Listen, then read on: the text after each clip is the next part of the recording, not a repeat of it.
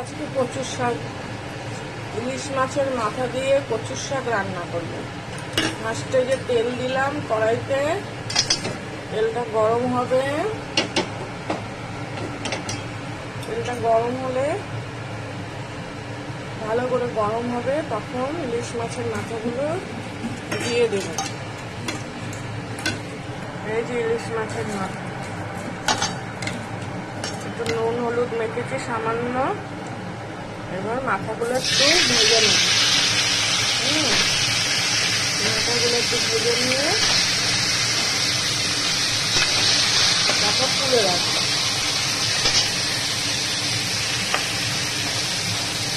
আমার মাথাগুলো ভেজে নেই, তারপরে আসছি। ইলিশ মাছের মাথা দিয়ে আসতে হবে কচুর শাক রান্না। ইয়ামি ইয়ামি, তোমরা কে কে খাবে? আসো, আবার চলে আসো আর দেখতে থাকো আমি কিভাবে করছি।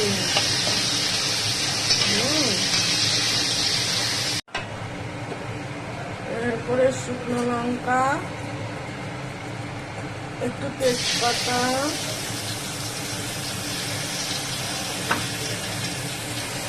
সামান্য জিরে আর একটুখানি রাঁধুনি দেবো। রাঁধুনি দিলাম, ঠিক আছে?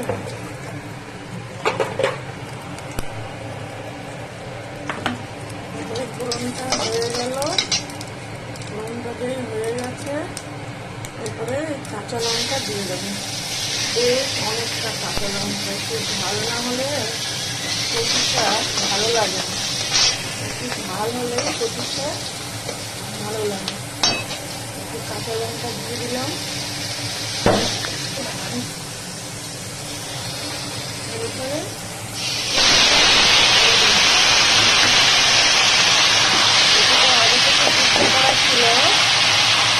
আগে থেকে সিদ্ধ করা ছিল, এখন কচুটা দিয়ে ভালো করে কাটলাম কড়াই ভাজা।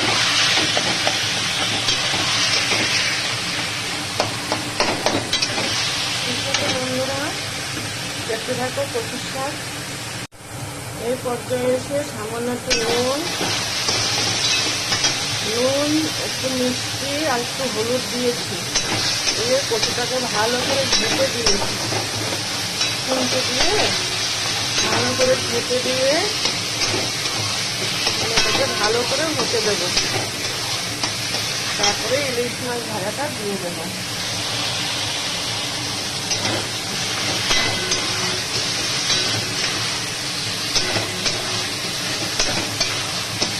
কচুর শাকটা খুব ভালো। একটু সামান্য জিরার গুঁড়ো দেবো।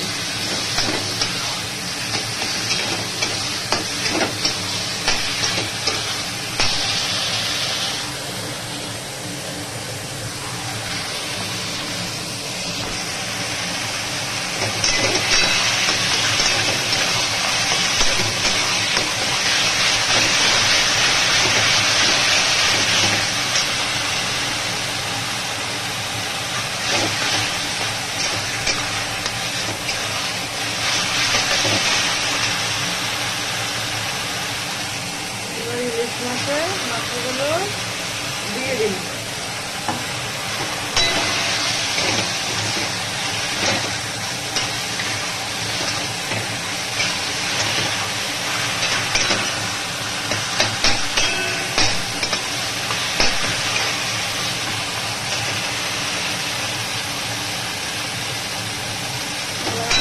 হবে